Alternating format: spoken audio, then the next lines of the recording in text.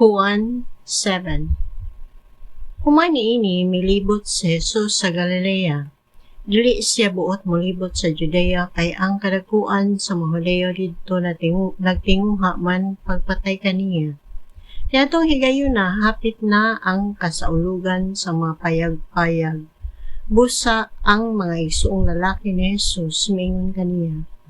Biya dinhi og lakaw ngadto sa Judea aron ang imong mga tinun-an makakita sa mga milagro nga imong gihimo. Kay ang gusto nga mahimong inila dili magpasundayag diha sa tago. Kay nagbuhat ka man ni ining mga butanga, hala, ipadayag ang imong kaugalingon sa tibuok kalibutan. Kay bisan gani ang iyang mga igsuon, wala mo tuo kaniya. Si Jesus mingon kanila, ang tanang panahon husto alang kaninyo apan ang hustong panahon wala pa moabot alang kanako. Ang kalibutan dili makadumot kaninyo apan nagdumot kini kanako kay kanunay man akong nagsaway sa dawtang binuhatan niini. Padayon kamo ngadto sa kasaulugan. Dili ako moadto kay wala pa moabot ang hustong panahon alang kanako. Iya kining gisulti kanila ug mipabilin usa siya sa Galilea.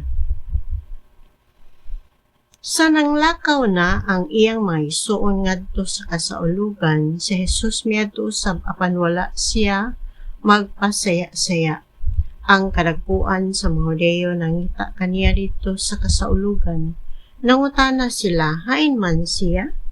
O diha sa pundok sa mga tao daghan ang nagkungkunganay, mahitangod kaniya. Ang uban miingon, maayos siyang tao. Ang uban usab miingon, dili ka na tinuod. Iya hinuong gilimbungan ang mga tao. Apan walay misulti sa dayag bahin kaniya, kay nahadlok man sila sa kadagpuan sa mga Hudeo. Sa hapit na matunga-tunga ang paghimo sa kasaulugan, miadto si Jesus sa templo o nanudlo. Hilabihan ang kahibulong sa kadagpuan sa mga Hudeo ug miingon sila, giun sa manining tawhana pagkahibalo ug daghan kaayong mga butang nga wala man unta siya makaeskwela. Si Jesus mitubag, ang akong gitudlo dili gikan kanako kundi sa Dios nga nagpadala kanako. Ang buot magbuhat sa gisugo sa Dios, mahibalo kung ang akong gitudlo gikan ba sa Dios o nagsulti ba lamang ako sa kaugalingon kong pagbuot. Ang nagsulti sa kaugalingon niyang pagbuot nagtinguha sa iyang kaugalingong dungog. Apan ang nagtinguha pagpasidungog sa nagsugo kaniya matinud-anon o dili bakakon. Dili ba naghatag man si Moises kaninyo sa balaod? Apan walay usa kaninyo nga nagtuman niini. Nganong nagtinguha man kamo sa pagpatay kanako? Ang mga tawo nanubag, giyawaan ka, kay kinsabay nagtinguha pagpatay kanimo? Si Jesus mitubag, usa lamang ka milagro ang akong gihimo ug natingala na kamong tanan? Manuli kamo bisan sa adlaw igpapahulay, sumala sa gisugo ni Moises kaninyo. Bisan tuod og dili si Moises ang nag-una niini kundi ang inyong mga katigulangan. Kung nanuli kamo bisan sa adlaw igpapahulay aron pagtuman sa balaod ni Moises, nganong nasuko man kamo kanako sa akong pag-ayo sa usa ka tawo sa adlaw igpapahulay? Ayaw na kamo paghukom, pinasikad sa inyong makita kundi pinasubay sa hustong sukdanan. Pipila sa mga tao sa Jerusalem miingon, dili ba mao kini siya ang buot nilang patyon? Tan-awa, nagsulti siya tubangan sa kadaghanan apan walay nagsultig bisag unsa batok kaniya. Tungod baka kay nasayod ang mga pangulo nga siya ang Mesiyas? Apan inikabot sa Mesiyas walay masayod kung tagadiin siya. Apan kitang tanan nasayod tagadiin kining tawhana. Samtang nagtudlo si Jesus sulod sa templo, sa kusog nga tingog miingon siya, "Nakailabak gayud kamo kanako og nasayod baka mo kung tagadiin ako? Wala ako moanhi sa akong kaugalingong pagbuo. Ang nagpadala kanako matuod. Wala kamo makaila kaniya. Apan ako nakaila, kay gikan man ako kaniya og siya man ang nagpadala kanako." Unya misulay sila sa pagdakop kaniya apan walay nakahimo niini, kay wala pa man moabot ang iyang panahon. Apan daghan sa mata didto mituo kaniya og miingon, inig-abot sa Mesiyas maghimo baka siyag mas daghan pang milagro kaysa nahimo niining tawhana? Ang mga Pariseo nakadungog sa mga tawo nga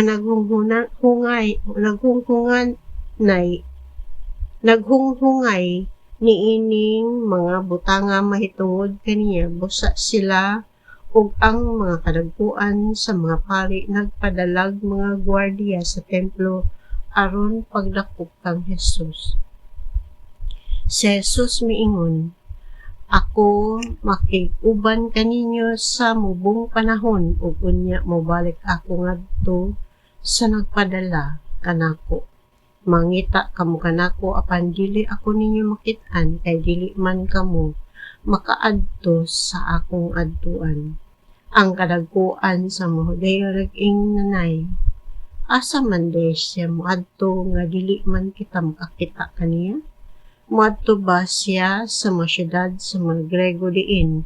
Nagpuyo ang mga Hudiyo o didto manudlo siya sa mga Grego? Unya, unsa may buot niyang ipasabot sa pag-ingon niya, mangita kamo kanako apan dili ninyo ako makaplagan o dili kamo makaadto sa akong adtuan?"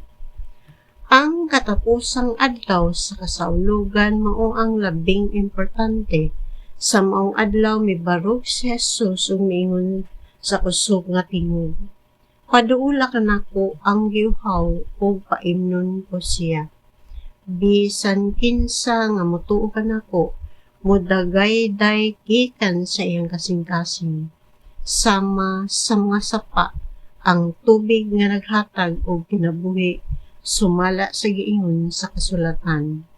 Ang gipasabot ni Jesus niini mao ang Espiritu sa Dios nga hapit na madawat sa mituo kaniya.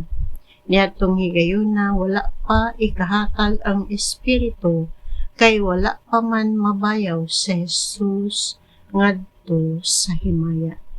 Daghang mga tawo didto ang nakadungog kaniya nga misulti niini ug miingon sila, "Kining tawhana mao gayud ang propeta." Ang uban miingon, "Siya mao ang Mesiyas." Apan ang uban usab miingon, "Ang Mesiyas dili magikan sa Galilea." Ang kasulatan nag-ingon nga ang Mesiyas kaliwat ni David ug matawo siya sa Bethlehem, ang lungsod ni David. Busa nabahin ang mga tawo tungod kang Jesus. Ang uban gusto unta nga modakop kaniya panwalay nakahimo pagbuhat niini. Ang mga gwardiya na malik ngadto sa kadagkuan sa mga pari o sa mga Pariseo. Gipangutana nila ang mga gwardiya, "Ngano wala man ninyo siya dadanganhi?" Sila mitubag, "Wala pay tawo nga nakasulti sama kaniya. Hasta ba usab kamo nalimbungan niya?" Ang mga Pariseo nangutana kanila, "May usa ba sa atong mga kadagkuan o usa ka Pariseo nga mituo kaniya? Kining mga tawhana wala masayod sa balaod ni Moises, busa tinunglo sila sa Dios." Si Nicodemo, usa sa mga Pariseo nga nakikita kang Jesus kaniadto, miingon kanila, sumala sa atong balaod dili kita makahukom nga sad-an ang usa ka tawo samtang dili pa nato siya mahusay o masuta ang tinuod niyang nabuhat. Sila mitubag, taga Galilea ka ba usab? Pagtuon sa kasulatan o masayran mo nga wala pagayoy propeta nga nagikan sa Galilea.